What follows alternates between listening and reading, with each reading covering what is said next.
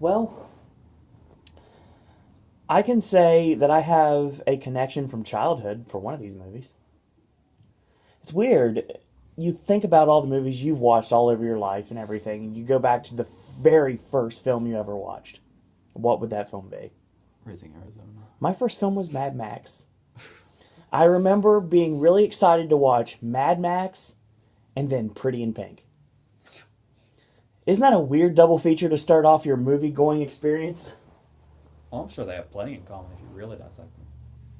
Well, that's what we do here on Versus. Escape from New York has Harry Dean Stanton in it. That's what we do here on Versus. We put movies up against each other to determine a winner. And in this battle, we're going to go a little old school in this. We're going to see the careers, how they have paralleled the way things have gone throughout time, and how Mel Gibson has become absolutely crazy, even though he is awesome. Mad. And yeah, he's very mad, to say the least. And Kurt Russell is just... he's just cool. So we're going to find out what happens when Mad Max faces off against Escape from New York. Riveting description of Kurt Russell. He's just cool. Snake All right. Plissken is cool. All right. Obviously, we're going for the post-apocalyptic vibe. Yes. Generally, when people think post-apocalyptic, actually, I think the Road Warrior is more beloved than the original Mad Max is. Yeah. But I kind of prefer Mad Max personally, so that's how we're doing this. All right. They both kind of... Escape from New York kind of has this cult classic thing. I don't know if Mad Max really has the same. It's a classic in itself. And that's pretty much why we're comparing them to post-apocalyptic thing. It's because now that we're finally done with the theme thing. Yeah, for now. So I'm just gonna go ahead and start with this. We'll start with Mad Max. Now when Mad Max starts, it just says like a subtitle comes up and just kind of says it's like the near future. Mm-hmm. That's pretty much all we get. We don't get a backstory or anything, and we don't get why things are the way they are. When we start, Australia is the way it is here just because that's the way it is. That's what the future is, I guess. And the movie actually starts with where a normal movie would be ending, Mm-hmm. which I find very unique. Because you have the leader of this motorcycle gang who is a Knight Rider, and he's driving around with this woman, and they've basically just created chaos, and now they're being chased by the cops. And of course, one of these cops chasing them is Max Rokozansky. Before he's Mad Max. Right now, he is relatively sane Max. Family man Max. And so they pursue Knight Rider, and Knight Rider ends up crashing and dying. Which is a problem because they still have his whole motorcycle gang left, who want extreme revenge. So basically in this land that Australia has become, this gang just goes around and does whatever they want. They vandalize, they murder, they rape, they destroy everything they possibly can just because. And the cops can only do so much. Well, basically now the gang is being run by this guy, Toe Cutter. And Johnny, who's basically like his apprentice, more or less.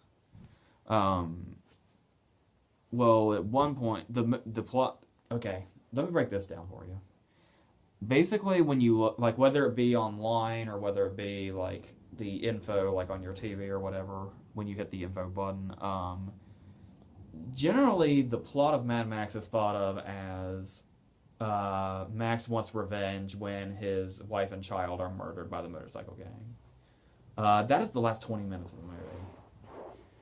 The actual story, well, basically, okay, Mad Max is only an hour and a half. And basically, it's an hour and 10 minutes of building up to the last 20 minutes. Because the whole plot, the way it is Johnny, the basically apprentice of the motorcycle gang, is left behind after they rape and attempt to kill this couple. So they arrest Johnny and they want to take him to trial. But the trouble is nobody shows up for the trial because nobody cares. Nobody wants to testify, nothing. So they're just let go to continue to wreak havoc. So that's when Max and his partner Goose get the idea to take matters into their own hands. Like their police chief basically says, you know, after that, just do whatever you have to do. Just get rid of them. Unfortunately, they sabotage Goose's bike, causing him to fly off the road. And then as he's driving back into town, they track him down and blow him up. In this very jarring, disturbing scene where he... hardly anybody in Mad Max dies immediately. That's the problem. So Max goes in, and Goose is basically hidden under a sheet. And we just hear, like, raspy breathing. And he goes over and he sees, to kind of see what the problem is, and Goose's arm falls out from under the sheet, and it's just, his arm and his hand are just like twisted and burned. So Max pulls back the sheet, but we never see what Goose looks like. We just go by Max's reaction to what he's looking at. Which is a really effective scene. And the last time we see Goose, obviously. I think we're supposed to assume he did eventually die. So now it's just Max and his family. Now,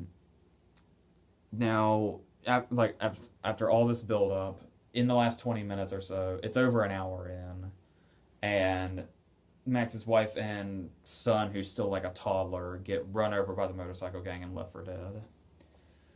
And we get this scene, and it's so... I don't know if it's disturbing or darkly funny or both. That may be what makes the scene so great. But they don't realize it, but Max is standing right outside the door of the hospital room. And the doctors are just talking like it's a normal day. Like they say, we see his wife in bed, and she's missing an arm and a leg. And she's on the verge of death. Yeah, that's another thing. The plots actually say that his wife and child were murdered. His wife isn't actually dead when the movie ends. We don't know for sure, but she's basically there.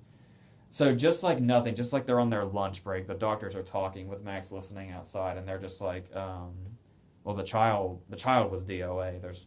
That's just it. And they're like, what's wrong with her? And they just go through this grocery list of like 12 different parts of her that are ruptured or gone or crushed. And basically we assume she's not going to make it. And that is finally when Max Rockatansky turns into Mad Max and goes on a killing spree with this biker gang. And the great thing about it is, I talked about how fast-paced it is.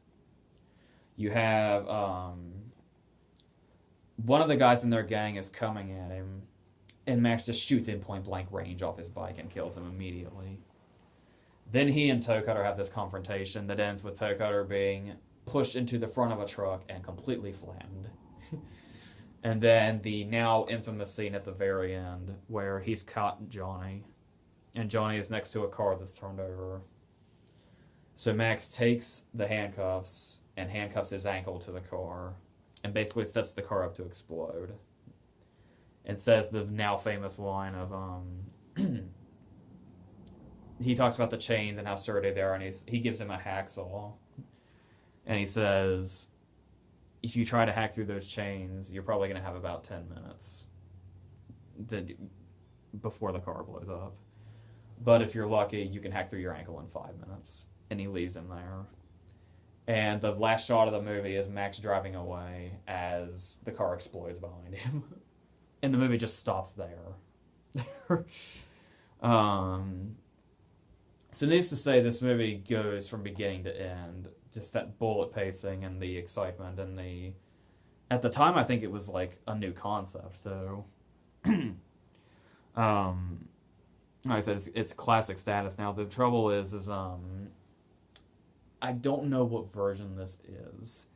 But supposedly, because the Australian accents are so heavy, there is a dubbed American version that makes it more, I guess, audible. I could understand everybody pretty well, so this either the Australian accents aren't a big deal to me, or this is the dub version. I really have no idea. But regardless, that's what's and it's got plenty of memorable scenes cramped into this hour and a half. Like before they actually run down his wife and kid, there are a couple of scenes where they like just torture them and hound them. There's one particular scene where they're driving down the road and something's wrong, and they look, and all you can hear is flies. So you know something's wrong, and then they pull out the chain from under the car, and it's a severed hand. Just to screw with them. That's the only reason. And it belongs to somebody in their gang, just because. They're like, yeah, he would like his hand back, please. So, yeah. It basically, at the time, it was its own thing, and it was this thrill ride that nobody really saw coming. That we as America didn't have for a while. It came out in 1979. I think we got it the next year over. Yeah, like I said, a lot of people really prefer the Road Warrior, but I prefer. Before comparing it to Escape from New York, I'm going to say I do prefer Mad Max to the Road Warrior. It's just got that really identifiable bleak feeling that a lot of movies have copied since, but have never really matched. So it's pretty much Mad Max in a nutshell. It's worth noting that obviously there is a fourth one coming where Tom Hardy plays Max. The guy, obviously not the same character, but the guy that plays Toe Cutter in this one is in the new one. Really? So that'll be an interesting connection. Yeah. Escape from New York, while also fitting into the post-apocalyptic genre, is pretty different. Except, we have the stoic hero, the iconic hero, that basically goes on a warpath to just do what he needs to do. Obviously, Snake Plissken has nothing to do with revenge, like Max does, but he has his... Well, when we start, we're informed through this, like I said, to go with the opposite of Mad Max. When Mad Max starts, Australia is the way it is just because that's just the way it is. We actually get a backstory and even a diagram that tells us why New York is the way it is. In this future, which is 1997. So, a little dated by this point, but regardless. In 1997, which is the future, New York has basically been completely shut off and is a gigantic prison. And there's no prison guards or anything inside. It's just prison guards are like on the border, and everything else is free reign to the prisoners. They can do what they want. Whoever, takes charge is going to take charge.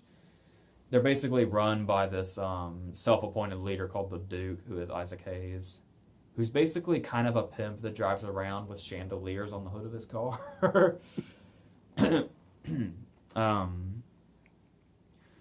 So, the president is in Air Force One. The president is Donald Pleasance. Blofeld and Loomis. It's John Carpenter, after all. Yeah, there's a lot of Halloween connections in it.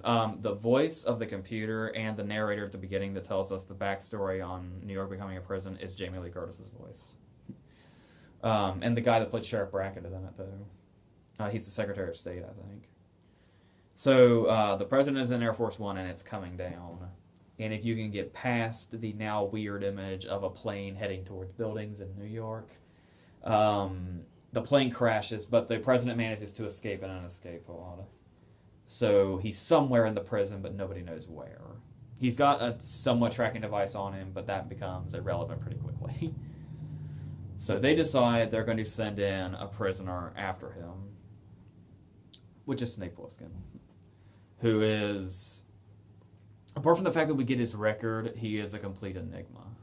So, to kind of combat with what Max is, we see Max kind of evolve from Max Rockatansky into Mad Max. Plissken is more of a enigma to us, and we don't really know. Every single person he runs into in New York knows who he is. So he's clearly a big deal, but we never really quite know exactly what he's done apart from the stuff that's on his record.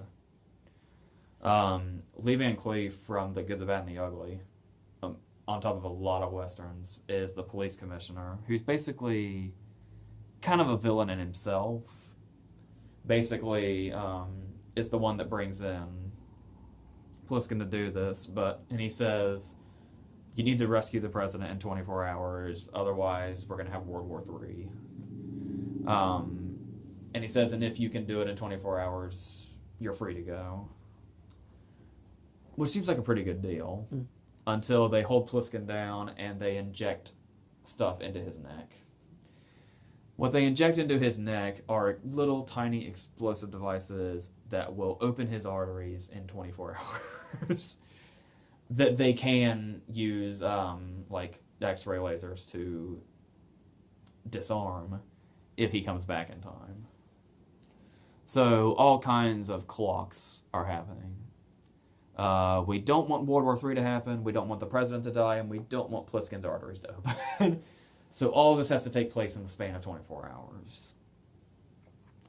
And so they drop him in, and we meet a whole array of characters. Like, we have an anonymous cab driver who is Ernest Borgnine.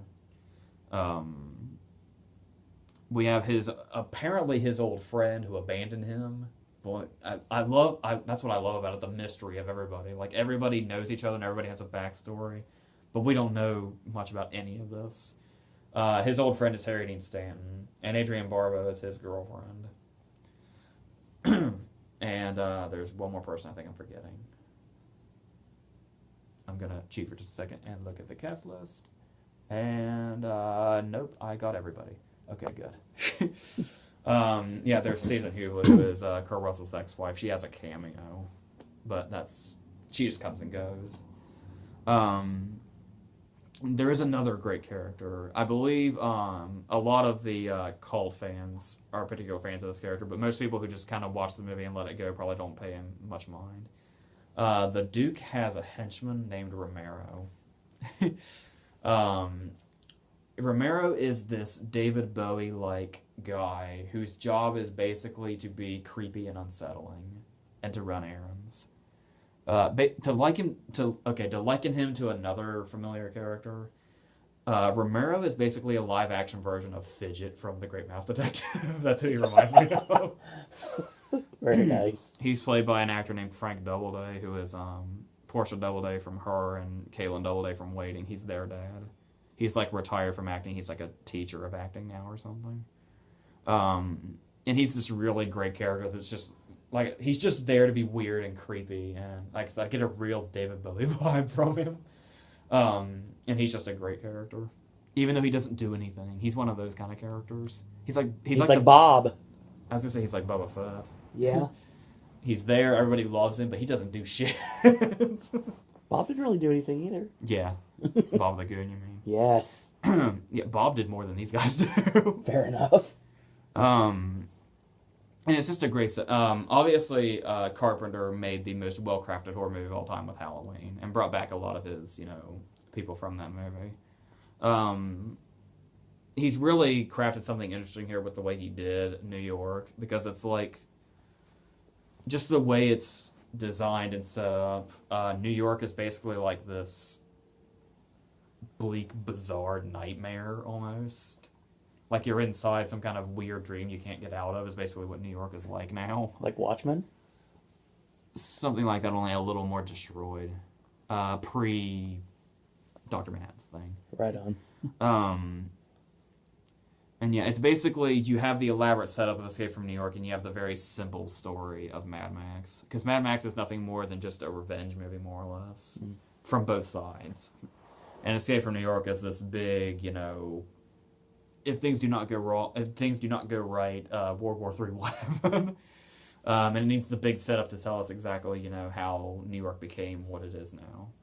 And it's this great original concept that I know they wanted to remake it for a while, too. I'm kind of afraid how that would turn out.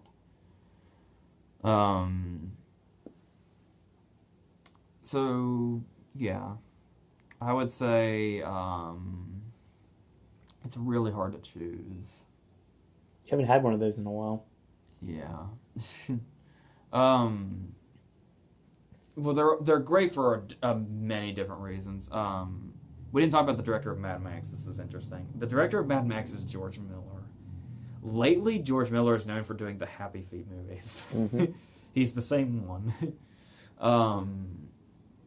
So, and obviously Carpenter. Carpenter isn't exactly the master he used to be. So, but this is definitely a good. We also have lest we forget Escape from L.A., the one with the surfing in it, Mm-hmm. and Map of the Stars Eddie in it. Escape from L.A. was kind of a guilty pleasure to me. I have that on DVD too. I also have The Rover and Beyond Thunderdome, but I said I wanted to keep the focus mainly on just the two of them. Maybe somewhere down the road, possibly. It's really hard to say because while Mad Max is great in like tone and just having this fresh feel to it and just being this not elaborate, just really, really straightforward in its storytelling thing, and everything that's in Escape from New York, it's a hard comparison. So I don't know. I've seen Mad Max more times than I've seen Escape from New York, but I don't know. Oh my god. Normally when I do these, I already know which movie I like better. This is one of those cases where I don't really.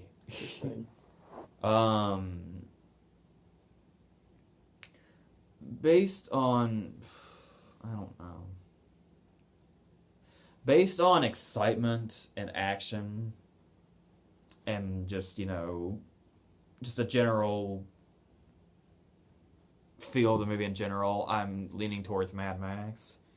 But the creativity and the weirdness and just the unmatchable atmosphere that Escape from New York has can't be denied either.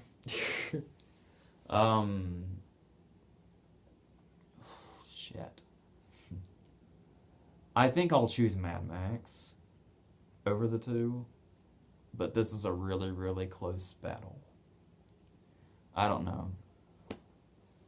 So yeah, they're great for their own, even though they're technically kind of in the same genre of that post-apocalyptic feel. I think maybe The Road Warrior would have been a much easier movie to compare with Escape from New York, but Road Warrior is pure action too, so Mad Max is also what you want if you want character development though, because you could say you get to see Max evolve from, and obviously, despite what anybody says about him, Mel Gibson is a great actor. Yes. It's interesting to watch Max evolve from, as we put, relatively sane Max into Mad Max. And you can see, his exact progression from there because the death of Goose kind of sets him off, and then his wife and kid just really bring him over the edge. And we know nothing about Snake Plissken, really. But at the same time, that could also be considered extremely appealing, because his mystery is basically what makes him. Like, we have no idea why he wears an eye patch. Like, if you want your character to be mysterious, give them an eye patch and don't explain why. See also Nick Fury. It's also worth noting that the eye that's covered on Snake Plissken is the same eye that is covered in Captain Ron. Thank you. And I was getting ready to say it. And I believe that's also the side his scar is on in Death Proof. Yep. So something is wrong with Kurt Russell's eye there. I was going to not let you not mention Captain Ron in this review. Yeah. So, God. I don't know. Just the concept of Escape from New York itself and how they pulled it off is undeniable in Escape from New York. I don't know.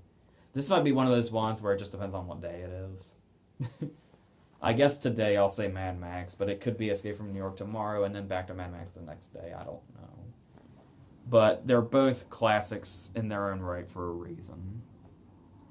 I think Escape from New York is more thought of as a cult classic because it's kind of half and half. Escape from New York has obvious avid fans, but it also has, like critics that don't really care for it. Whereas Mad Max is pretty much universally loved. And so, like where you would call Escape from New York a cult classic, I think Mad Max is just simply a classic. Okay, fair enough. So, yeah, I think that's how I'll leave this. Well, we've got quite a battle between these two, and we have a definitive winner, at least for today. Putting the competition to rest, they're both awesomely fantastic movies. All right. Now, next week, we're going to start doing something. It's not going to be every week, because it's a pain to try to come up with one that fits every week. But it's nice to come up with a versus that fits a movie that's coming out the next weekend. That's probably not going to happen too often. No, but there are a couple that are yet to come, and one of them is coming next week. You know what's coming out next week? Then you probably have been able to figure it out already. So, AJ, any parting words? I think that's it.